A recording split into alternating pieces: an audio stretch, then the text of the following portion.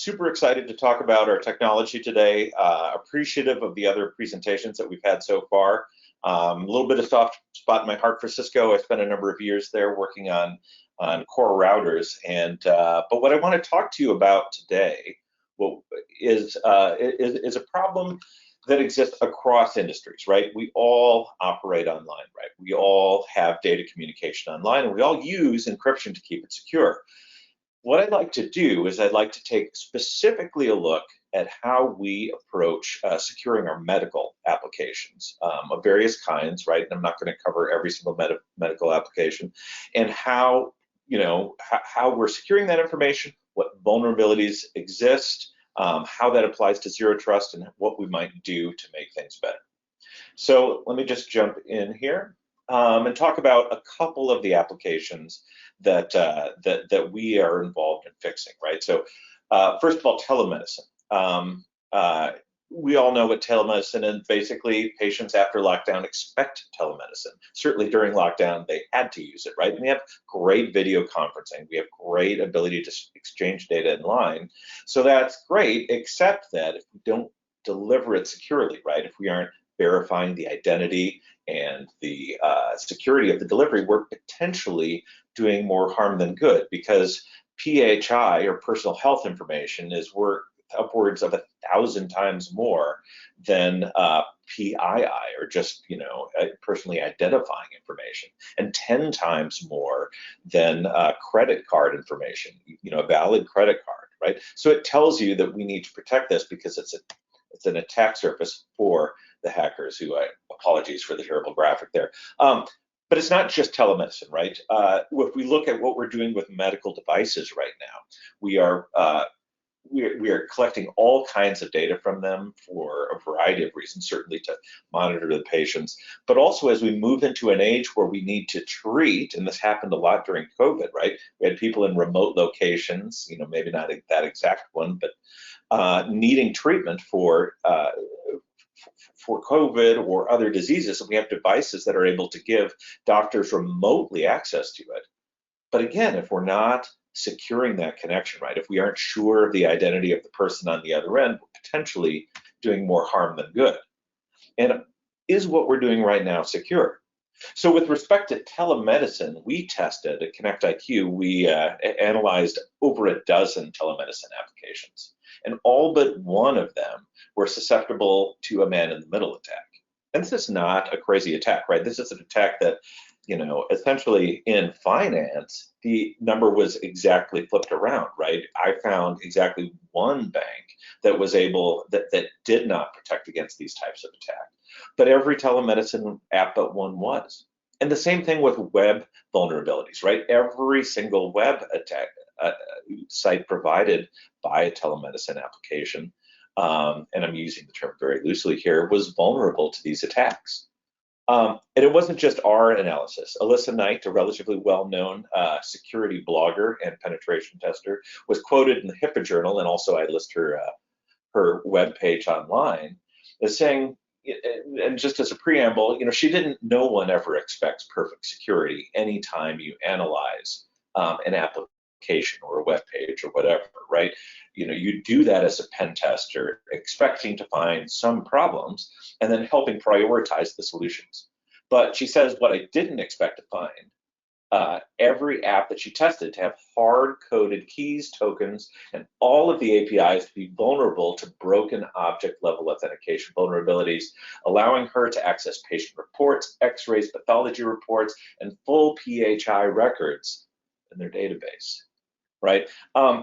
So it's not just us, it's what we're seeing in the industry. As a healthcare industry, the challenging thing I'd like to say is that we need to up our game, right? And that goes to us who are providing the services, and it goes to the the healthcare providers and consumers to demand better security. Because the Hippocratic Oath, and I'm not suggesting that cyber vulnerabilities are a violation, but it's an important consideration when we say that we should do no harm. So what I want to talk about today as we get into the meat of this presentation is why these problems exist with securing data communication. Why is it that we live in a world where essentially every healthcare application that we tested was vulnerable? right? I want to talk about zero trust, a little bit what it is and how application of principles there can provide better security. And at the same time, how these problems with securing data, affect delivering a zero trust solution. And then I want to propose how we could solve that. First of all, in the theoretical sense, what is wrong with our approach at a principle level, and then go into in detail how we can solve that problem. Okay, so first of all, let me say what the problem is not. The problem is not encryption. Every time we talk to people about, or often when we talk to people about solving problems with data in flight, they say, oh, you have new encryption. No, encryption algorithms that we have today work great, right? The problem is more that because encryption works like a lock, wherein if I have a key to a lock, I can open it. It's the same thing with encryption, right? If I have the cryptographic key, I can decrypt the encrypted information. So the problem isn't so much the strength of the lock, if I could speak in an analogy, but how we're taking care of our keys. So let me go into specifically how these connections are secured. And this is a little bit technical, but we're not going to get deep into the weeds here. But I want you to understand, I want us all to understand kind of the root of the vulnerabilities that we see in so many online communication platforms. And specifically, I'm talking about web security here, how our web pages are secured, but the same explanation applies to machine-to-machine communication, almost every online communication that we have today. And the way that works is we have a public-private key pair on one end that's used to negotiate a shared key. And then because encryption works like a lock and I have the key, I can lock that data or encrypt that data and then send it to the receiver. And because the receiver has that same key, that receiver is able to decrypt the data. And we call it secure not because we don't think there are bad actors on the internet who are able to grab that information, but because when they grab it, it is encrypted and they cannot decrypt it. So what's the problem? The problem is, first of all, and we kind of hinted at this earlier, is that if the bad actor gets a copy of that private key, the bad actor is able to compromise that data. That is to say, see what it is, potentially change it, okay? That means, incidentally, that that private key is acting as a single point of failure to the security of this communication, not the standard single point of failure where the system blows up, tips over, smokes, etc., if it's compromised. But in this case, in terms of the mission that the security system was designed to fulfill, that is protecting the information, it has failed. So we call it a single point of failure. And it's not just that that single point of failure exists, right? This key, this private key here, was only trusted because it was vouched for or signed by a certificate authority. Really briefly, not getting into all the math of that, but the way that works is all of the machines that send data online come trusting all of the CAs or certificate authorities in the world.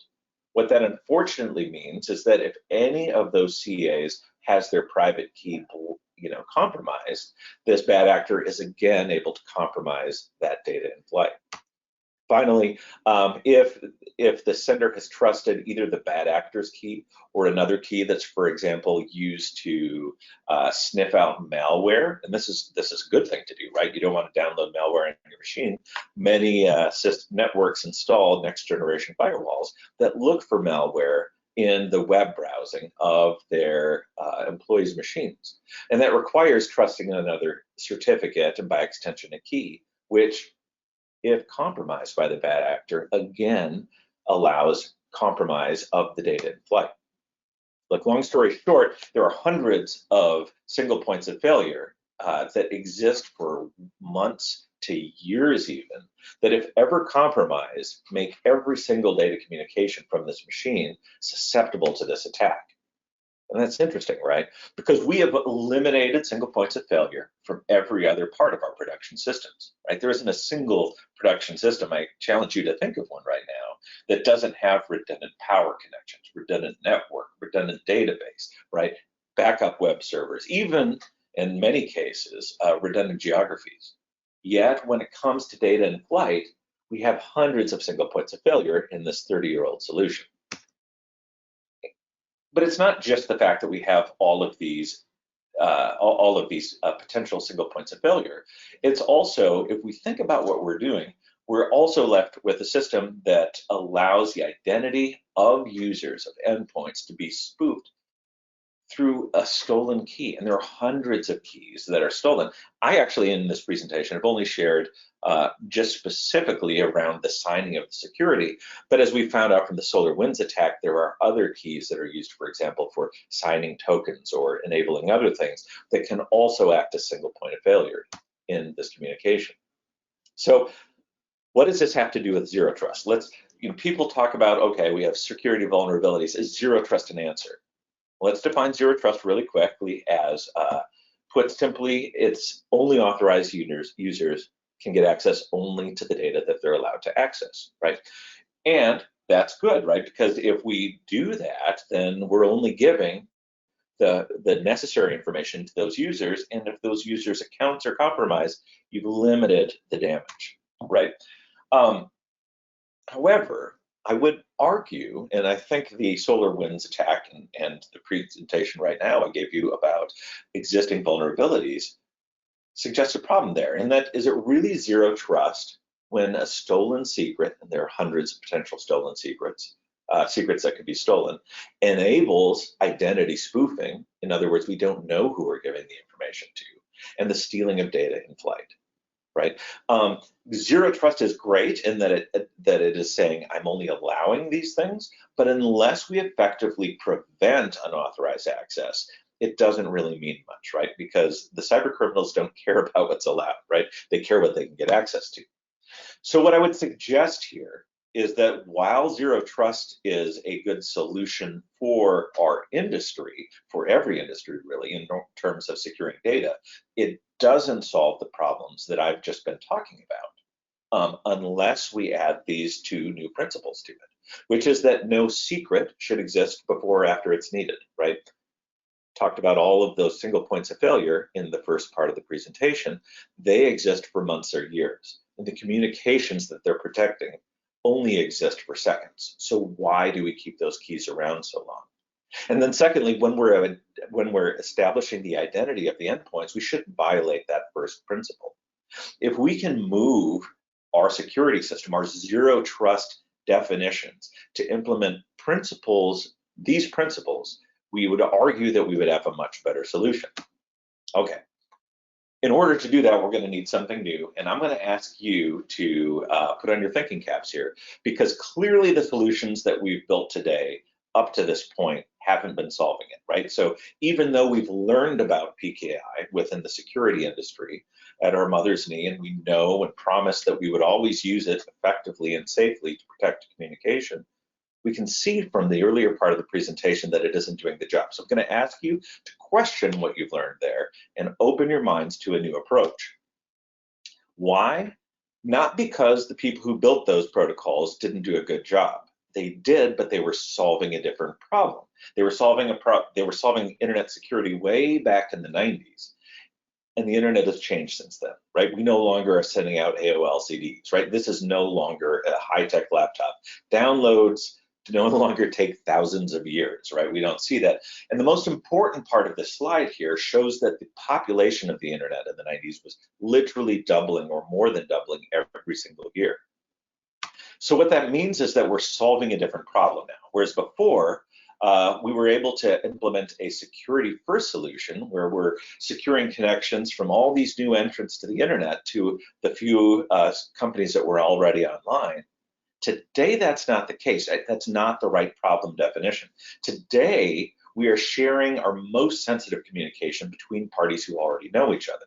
And so in order to do that effectively, we should use our knowledge of the identity of the other party to implement a better solution. Okay, so how do we do that, right? And it's actually easier than you would think, and that's what we've done at KnectIQ. First of all, we need to identify the endpoints. And the way that works is we provision the sender and the receiver. And provisioning is basically, a lot like pairing your phone to your car, right? So you can listen to music or make hands-free calls while you're driving, or pairing any sort of Bluetooth, like your headset to your phone, right? The point is afterwards, they immediately recognize each other. your car and your phone and your headset. And it's the same thing with the way our service works. It's a well understood problem in computing. We pair the communicating parties, the sender and the receiver in this case, obviously we can do more, with our service, okay? A couple other points is we're not using existing technology there. We use rotating crypto, a lot like double ratchet cryptography, or other rotating crypto algorithms use to better implement these principles. Okay, once we do that and we want to communicate, the way the system works is when the sender wants to encrypt information for the receiver, it calls encrypt, and that behind the scene causes key DNA to be downloaded to the sending device. Key DNA is very simply some entropy or data which allows the sender to create a cryptographic key. Remember, with a cryptographic key, we can lock that data, and then this is where it gets different. We immediately wipe that data from memory, right? Because we don't need it anymore. That key is only a vulnerability. We then send the data, and by we, I mean the application sends the data directly to the receiver. It doesn't need to go through KnectIQ. KnectIQ is just a control plane enabling of this.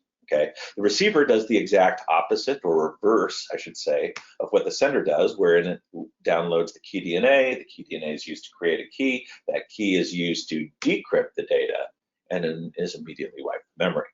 Why do we wipe it from memory? Again, because it's only a liability at this point. And it's a liability because the next time we communicate with the receiver, we're going to use an entirely different cryptographic key.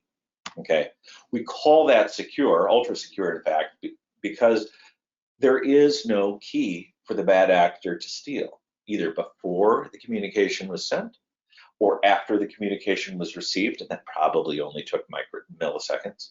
And even while it was in flight, it did not exist on any endpoint in this diagram. Only the key DNA existed in encrypted format in our service. Right? So there's nothing for the bad actor to steal, and in fact, there are so many keys that it would have to be constantly stealing keys in order for it to make any sort of progress against this. In doing this, we eliminate the hundreds of single points of failure. We are verifying the sender and the receiver for every communication, and specifically, we're doing it by verifying every single encryption operation and every single decryption operation in the system. And in doing so, we're implementing a system that is able to deliver on the zero trust promise, right? Because we are verifying every sender, we are not using any cryptographic key before or after it's needed, and our identity is also actively managed using rotating cryptography to make sure that we know that no cryptographic key is being used or is vulnerable to the types of attack that we were just describing.